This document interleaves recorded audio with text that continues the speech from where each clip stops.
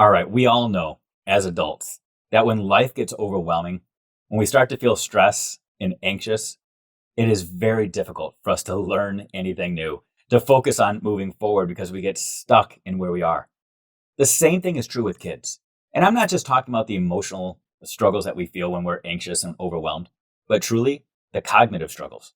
Research tells us that if we overwhelm students with information, especially information from multiple subject areas where there's very little contextual transference, meaning students aren't able to make connections between one subject and the other. If students are overwhelmed with multiple subjects, multiple contexts, it's very difficult for their brains to make those connections on how things are related, which means information is not going to be retained. Want a real life example?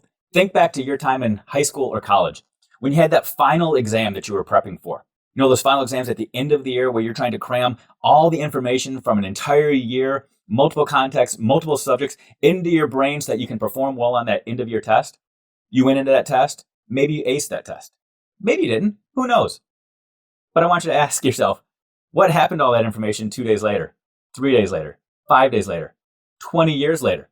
Do you still know it? Do you still remember it? Did you learn it? Or did you simply memorize information? Our goal is to help kids learn. Our goal is to help kids learn with endurance and mastery. If we're truly overwhelming students with our class and multiple classes and having students cram information into their heads, whether it's trying to make up for something that was lost or simply trying to learn something new, we are going to overwhelm students and not do them any good in the long run. This is why it's so important for us to have those conversations with our peers so that we can align our assessment and align our instructions so students are making connections and not feeling overwhelmed.